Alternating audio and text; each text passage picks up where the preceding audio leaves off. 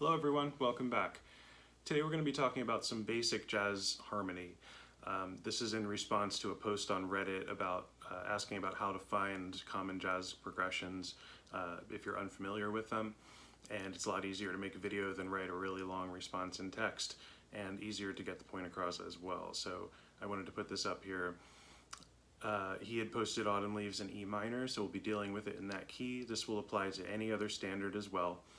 Autumn Leaves I think is a good choice too, since he had put up that one. That's what we're going to be doing, but it's a good tune to get these fundamentals.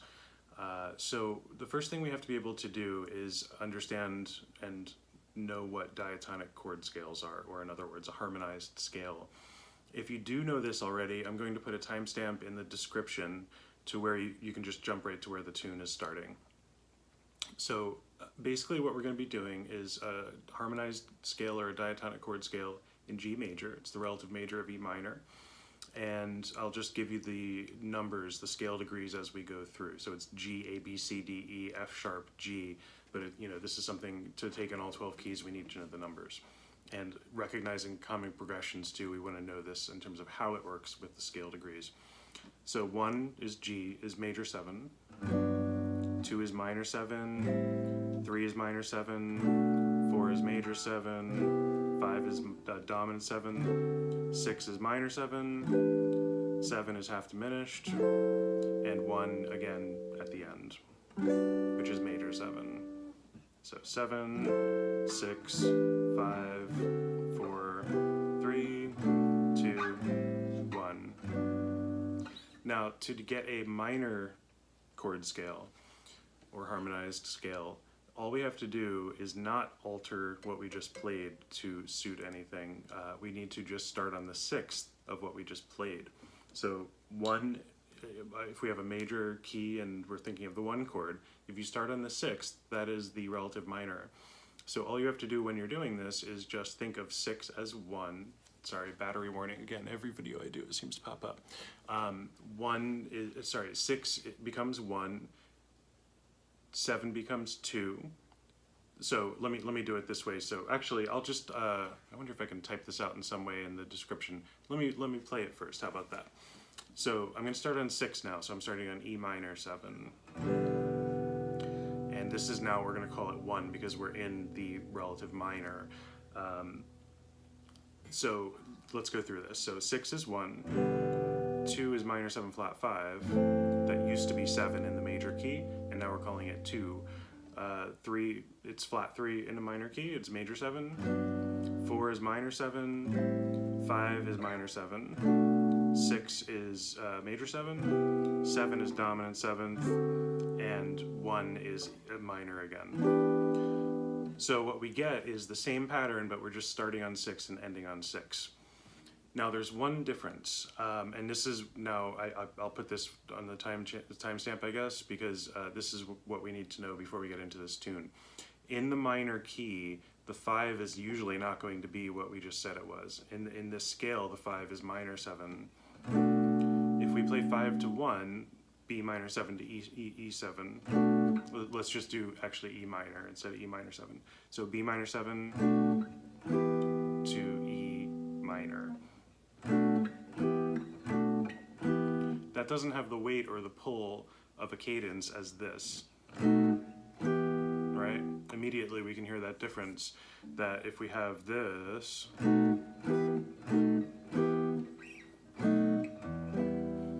that has a lot more weight than the second one. Sounds nice, but we're so used to hearing 5 to 1 as a dominant chord to the 1 chord in Western music that very often, more often than not, the 5 chord is written as dominant 7th even in a minor key, even though it doesn't line up with the diatonic chord scale. So that's important to remember when we're looking at this tune. If you keep the 5 as minor 7, that does happen, and sometimes people call that a modal 5th, because they're taking the 5 of that mode, the Aeolian mode, and resolving it to the 1 of the mode. And that relates more to modal stuff, so I'll talk about that in a different video, maybe about modes. So let's talk about the tune. I will put the timestamp now. Is it like 5 minutes? Okay. So let me just go through the progression first, the first 4 chords. So we have A minor 7, D7, G major 7, C major 7. Now, if we think about the chord scale that we just did, only one of the chords is dominant 7th, and that's the 5th. Major 7ths, we have the 1 chord and the 4 chord, and minor 7ths, we have the 2 chord, the 3 chord, and the 6 chord. So as we go through this progression, where we see the dominant chords is very important, because that is likely going to be some sort of 5 chord, leading us to something in a cadence. Sometimes not what we expect either, but it will be doing something relating to being a dominant chord and acting as a 5 chord very often. So we can work on both sides away from this 5 chord. So we have D7, and we need to ask ourselves, if this is 5, then what would be 1? And all you have to do is count back the letters. You don't need to do it on guitar or anything. The sharps and flats also, you can kind of just assume that this will work out even if you're not using flats or sharps. That D, if we go backwards, if D is 5, right? We have D, C is 4, B is 3, A is 2, and G is 1. And now we see that we have a 5-1. So we've now worked out that that progression fits. If we have 5 to 1 and there's a minor 7th before it, very often it's going to be the 2 chord. So A minor 7, if I were to just play this chord, you would have the option of thinking this could be a 2 chord, a 3 chord, or a 6 chord. If you see a dominant 7th after the minor 7th chord, regardless of the roots, you can start guessing this is probably, it's a good chance to look at if this is a 2 and a 5. It might not be. If I played this, A minor 7th and C7, or let's use that example instead, that's more realistic. So I'm playing A minor 7, B7, and C major 7th. I have a minor 7th chord, and then I have a dominant 7th chord. So that would be a good chance. Let me look at this progression and see if it's a 2 and a 5. Start looking at the letters. If A is 2, and the next chord is B7, then automatically we know, well, if A is 2, then B is not 5, because B would be 3 in that case. But in here, we have A minor 7 and D7, a minor 7th and a dominant 7th. And if we count up the letters there, if A is 2, then B is 3, C is 4, D is 5. So now on both sides we've worked out, we have 2 leading to 5, 5 leading to 1, and we have a 2-5-1 progression. This is how, if you're not used to this concept, how you will want to be looking at charts the first time you're seeing them. If you're not immediately recognizing 2-5 progressions in a song, start look for a minor 7th chord next to a dominant 7th chord, and see if you can find ones that fit into the 2-5 pattern. Some songs do have 5 chord, or some songs do have dominant 7th chords that are not acting as 5 chords, and a blues is a good example of that. We have a 1 dominant 7th, a 4 dominant 7th, a 5 dominant 7th. In these songs, it is following traditional harmony where like 5 will lead you to 1, but the chord qualities will not follow this pattern in things like a blues. But in most standards, we're dealing with these chord qualities being related to the diatonic chord scale. So now the next chord, we had A minor 7, D7, G major 7, and then C major 7th. A very common mistake here is thinking now we're in C major. People see a major 7th chord and think that's definitely a 1 chord. If we look back at the chord scale, 1 is major 7th, but 4 is also major 7th. So that's time to start thinking, well, I just played the 1 chord, and I see a major 7th chord coming up next that's not this 1 chord, then count up and see if it's the 4 chord, G, A, B, C. C is the 4 chord. So we know this whole progression at the beginning of the song is all in G major. Okay, now the next part. This is a really important concept coming up if you have not heard it before. We have F sharp minor 7 flat 5, B7, and E minor, or E minor 7, however they're writing it in the chart. So the half-diminished chord, when you see that, there's only one half-diminished chord in the chord scale as well, right? And that's 7, the 7th scale degree of a major chord scale. Now how it will usually work in a standard is that it's going to be the 2 of a minor key. So, and when we did that comparison of going through the minor chord scale, the 7th, which is half diminished, is the same as the 2 chord if we're talking about it in a minor key. And I know that's kind of a mouthful. You could even just disregard all of that and just listen to what I'm about to say too, because that's how it works. But in terms of the practical part, if you see half diminished, you are going to be almost always thinking, I am starting a minor 2-5-1 progression. Sometimes it won't lead to a minor chord either. You could put E major, and some songs kind of psych you out like that. But you know, in terms of the most common option, if you see a half diminished chord, that's usually going to be the 2 of a minor 1 chord. And like we talked about before, the 5 is still dominant, and the rest of the process is the same. So we see, let's just do it real quickly. So if we have B7, we see that on the chart, we're going to think that's some sort of 5 chord. Let me see if I can kind of work this in that it's resolving to a 1, and then check to see if there's a 2 before it. So we do the process, count the letters, and you can see that B is the 5 of E. So that's going to be the resolution there, that's fine. And then looking backwards, if B is 5, then we know the F sharp is the 2 chord. And particularly in this case that it's half diminished. And by half diminished, you'll probably see minor 7 flat 5 written in a lot of charts as well. They're the same thing, 2 different names for the same chord quality. So that's the beginning of the song. The rest of the song is pretty much mostly the same. It's not the same order, but it's the same chords used and the same progressions that we've already done. So let's go through it quickly. So the second half of the song, if you're looking at a chart, it would be like first ending, second ending, and now this next part. So we have F sharp minor 7 flat 5, B7, E minor 7, and then E7 in a lot of charts would be the next chord. Now automatically we see dominant 7th, and we're going to start thinking, what is this a 5 of? And then the next chord, is that the chord that's coming up next? And in this case, E, if it's a 5 chord, A would be the 1 chord, and that is the next chord of the song. So this is a kind of bringing us to the next chord just by inserting a 5 in front of it. A lot of charts just, I think, have E minor for both measures here.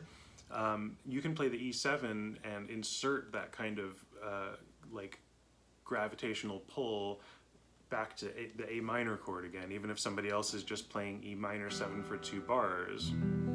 If you play, you know, a phrase over E dominant 7th, then it's going to give you a sound that's leading you to the A minor 7th. So next chord is A minor 7, and now we're right back to the beginning of the song, same progression. A minor 7, D7, G major 7, C major 7. It's 2, 5, 1, 4. And then we have F sharp half diminished, B7, and then E minor starts this other little progression. So we have F sharp half diminished, B7, and then we have E minor 7, A minor 7, D minor 7, G7. And then some charts will give you F sharp half diminished again next, and other charts will give you C major 7. For this example, and you can play either, they'll both work together. If the bass player is playing F sharp minor 7 and you play C major 7, that'll both work just fine. But we're going to use C major 7 because it makes more sense in terms of what I'm trying to get across here. So back to where this progression started. No substitutions.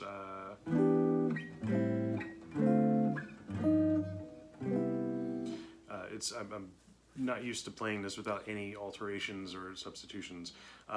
So as we go through, we have a minor chord, minor chord, minor chord, dominant chord. So we're going to start there and try to figure out what's going on with this progression. So if we have G dominant 7th, this is going to be a 5 of something, probably. So we'll check to see what the 1 chord is. Now let's say that you have the chart with F sharp half diminished next. If you have the C major 7th in your chart, then you're going to see it goes to the 1 chord. If you don't, that's okay, and you can still start thinking backwards to see how is this related to this chord as if it were a 5 chord. So if this is 5, if G is 5, we can think back in terms of our numbers. What's 2? It's D minor 7, and that was the previous chord. From there, we're going to just try to think in the same key. The chord that comes before that, if you remember back, we have E minor 7, A minor 7, and then D minor 7. So if we think backwards here, if we have 2 and 5, then we can think back and find that if D is 2, then A is 6. And that lines up in our diatonic chord scale. It's minor 7 as it should be. And if we think back from A being 6 to E, which is the one we started on, that would be the 3 chord. So what this progression is 3, 6, 2, 5, 1. And even if it doesn't go to 1, if we had, let's see. And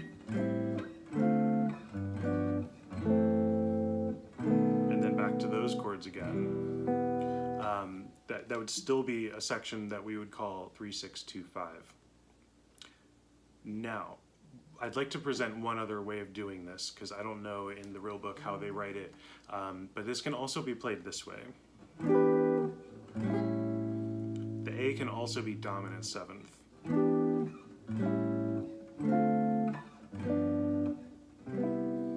So we would still call this 3, 6, 2, 5. And let me start by just going back a second with this. So we have E minor 7, A7. Right there, if you're thinking about what we talked about before, we have a minor 7th chord and a dominant 7th chord. So it's time to start thinking about, is this a 2-5? And what would be the 1? So all the number counting and everything I'll skip because you know how to do it. If A is a 5 of something as a dominant chord, then D is the 1 chord, and the next chord is D minor. If we go backwards from A7, if A7 is 5, then its 2 chord would be E minor, and that is the previous chord. If I just played this, then that's a 2-5 progression in most contexts. But in this progression,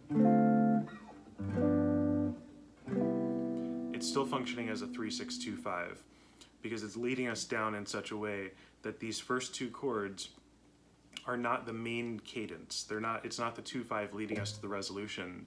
It's a cadence leading us to the next part of the cadence that will lead us to the resolution. The reason that this is important is because very often, if I look at like harmonic analysis from beginners, as they're penciling in their Roman numerals, I'm seeing a lot of 2-5, 2-5, 2-5 all over the chart. And very often that should be half as many things written in, and those things being 3, 6, 2, 5 instead. So even though the 6 is dominant, I could even, in some songs, we could make the 3 chord dominant as well. E dominant 7th, A dominant 7th. You could even make the 2 dominant, and then the 5 is still dominant. That would be the bridge of rhythm changes, by the way. It's also 3, 6, 2, 5, and they're all dominant. So whether they're dominant or not, this is the tricky part because it comes down to just experience and seeing other tunes, knowing, okay, the chord quality doesn't match up, and I could call something a 2-5, but it doesn't really function that way. And it also affects your note choices for soloing. If something is a 2-5 versus a 3 and a 6, there's certain notes that will not fit as well, and it doesn't mean they're wrong, but it means that they're not going to be the ones that you want to learn as kind of defaults. We want these defaults when we're learning jazz guitar at the beginning. We can break any of these rules that we learn, but at first it's good to know the rules before we actually break them. So the pattern here, what I'm getting at, is that if you see a dominant chord, do that whole process, and then if you find out that you have a 2-5 leading you right to another 2-5 in this way, that you're dealing with 3, 6, 2, 5. So that's and that's in another video. I mentioned this in one of the common chord progressions video. So I wouldn't worry too much about that right now. I wanted to mention it just because it is good to know about. But get a good grasp of looking for 5 chords and looking back and forth, before that chord and after that chord to see if there's a 2 or a 1 or 4 or anything like that. And once you feel like you're pretty comfortable with that, you can move on to that next step of turnarounds and dominant chords that are still acting as 5 chords, but are working in a larger context of a larger progression. Most standards are made up of not that many chord progressions. If we were to talk about, and that's the point of these other videos that I'm making, is that if you know these progressions in 12 keys, that you're going to know a lot of songs, because these harmonic tricks and conventions are really used over and over again in so many different standards. But this is the starting point. I hope this answers the question for the person who is asking on Reddit. If you or if anybody else have any questions, please let me know. I'm always happy to answer. If you like this content, please subscribe, all that stuff. And I will be doing a video. Somebody suggested a video on soloing using the melody. I haven't been doing videos as much lately, and even now I don't know, I'm kind of like struggling a little bit here. I've been having like numbness and weakness and pain in my hand. I'm gonna need to go to the doctor for that. I'm hoping it's not carpal tunnel syndrome, but it seems like it might be. And I still have like gigs and rehearsals and stuff, so I'm trying to just focus my playing on what I need to get done, and even short stuff in videos. I'm trying to give my hand a rest, and it sucks because like practicing is a big part of my life and everything. But so I'll get back to the videos for sure, and I think I'm gonna string up a guitar with really light strings too, just because it'll be easier to play, and then maybe I could do the videos on that guitar or something so it doesn't hurt as much. All right, so have a great day. I hope this was helpful, and any future ideas for videos, let me know. I will be getting back to those. All right, thanks for watching. I'll see you next time. Bye-bye.